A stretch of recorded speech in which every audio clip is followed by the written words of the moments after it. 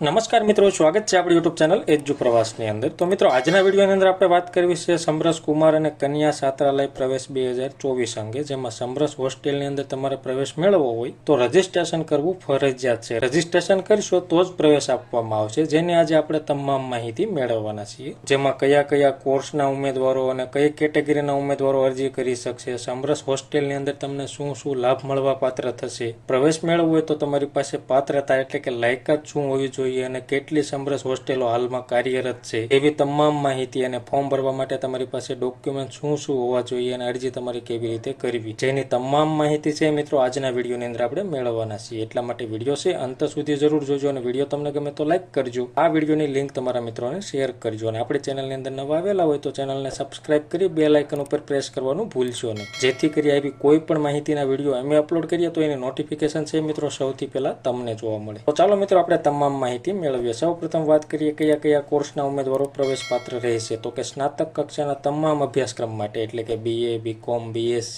કોઈ પણ વિદ્યા શાખાની અંદર તમારે સ્નાતકની ડિગ્રી મેળવવી હોય તો તમે અરજી કરી શકશો। અનુસ્નાતક કક્ષાના તમામ અભ્યાસક્રમો છે, જેમાં MA છે, MCom છે, એવા વિદ્યાર્થી મિત્રો, મેડિકલ કક્ષાના તમામ અભ્યાસક્રમ માટે, એન્જિનિયરિંગ અને ફાર્મસી એટલે કે IT કરવું હોય, કોઈને એન્જિનિયરની ડિગ્રી મેળવવી હોય, કોઈને ફાર્મસીની ડિગ્રી મેળવવી હોય તો એવા વિદ્યાર્થી મિત્રો પણ ફોર્મ ભરી શકશે। તેમજ ઉચ્ચ અભ્યાસના તમામ અભ્યાસક્રમ માટે તમે અભ્યાસ કરતા હોય તો તમે સમરસ હોસ્ટેલની અંદર ફોર્મ ભરી અને પ્રવેશ મેળવી શકશો। હવે આપણે વાત કરીએ કોણ કોણ ફોર્મ ભરી શકશે, એટલે કે કઈ કઈ કેટેગરીના ઉમેદવારો ફોર્મ ભરી શકશે, તો કે SC અનુસૂચિત જાતિ છે, ST છે અનુસૂચિત જનજાતિના ઉમેદવારો છે, ACBC એટલે કે સામાજિક અને શૈક્ષણિક રીતે પછાત વર્ગના ઉમેદવારો, EWS એટલે કે આર્થિક રીતે નબળા વર્ગના ઉમેદવારો, આ તમામ ઉમેદવારો છે સમરસ હોસ્ટેલની અંદર ફોર્મ ભરી અને પ્રવેશ મેળવી શકશે। પછી આગળ જોઈએ તો કે સમરસ હોસ્ટેલની અંદર શું શું લાભ મળવા પાત્ર થશે, તો કે સમરસ હોસ્ટેલમાં રહેવાની સુવિધા મફત આપવામાં આવશે, તેમજ જમવાની સુવિધા છે, વાંચવા એટલે કે અભ્યાસ માટે અદ્યતન સુવિધા આપવામાં આવશે। આ તમામ લાભ છે મિત્રો સરકાર તરફથી વિના મૂલ્યે આપવામાં આવશે, જેનો તમારે કોઈ ચાર્જ ભરવાનો નથી। જો તમારું મેરિટમાં નામ આવે અને તમને પ્રવેશ મળે તો આ તમામ સુવિધા છે મિત્રો તમને ફ્રીમાં આપવામાં આવશે। હવે આપણે વાત કરીએ પ્રવેશ માટે પાત્રતા એટલે કે લાયકાત શું જોશે,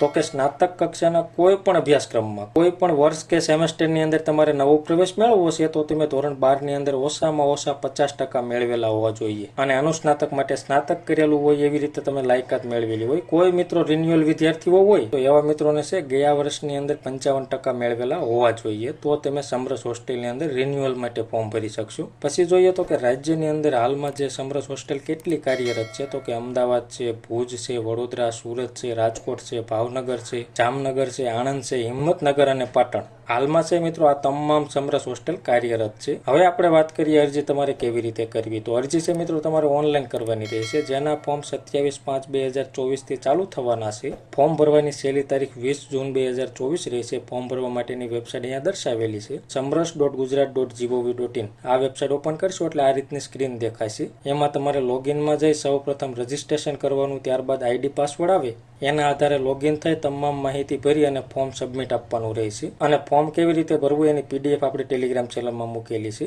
તો તમે આપણી ટેલિગ્રામ ચેનલમાં જઈ એ PDF ડાઉનલોડ કરી તમામ માહિતી ઘર બેઠા જોઈ અને ઘર બેઠા ફોર્મ ભરી શકશો। અને મિત્રો જરૂરી ડોક્યુમેન્ટની વાત કરીએ તો કે પાસપોર્ટ સાઇઝનો ફોટોગ્રાફ છે, છેલ્લી પરીક્ષા આપેલી હોય એ માર્કશીટ, જાતિ અંગેનું પ્રમાણપત્ર, આવકનું પ્રમાણપત્ર, આધાર કાર્ડ, સ્કૂલ લિવિંગ સર્ટિફિકેટ, કોઈ વિદ્યાર્થી મિત્રો અંધ અથવા તો અપંગ હોય તો એનું પ્રમાણપત્ર, જો વિદ્યાર્થી અનાથ હોય તો તેનું પ્રમાણપત્ર, અને જો કોઈ વિદ્યાર્થી વિધવાનું સંતાન હોય તો તેના આધારો રજૂ કરવાના રહેશે। આટલા ડોક્યુમેન્ટની જરૂર પડશે અને તમે ઓનલાઈન ફોર્મ ભરી શકશો। તો મિત્રો માહિતી તમને ગમી હોય, સંતોષકારક લાગી હોય તો વિડીયો લાઈક કરજો અને આ વિડીયોની લિંક તમારા મિત્રોને શેર કરજો। ધન્યવાદ મિત્રો, ખૂબ ખૂબ આભાર।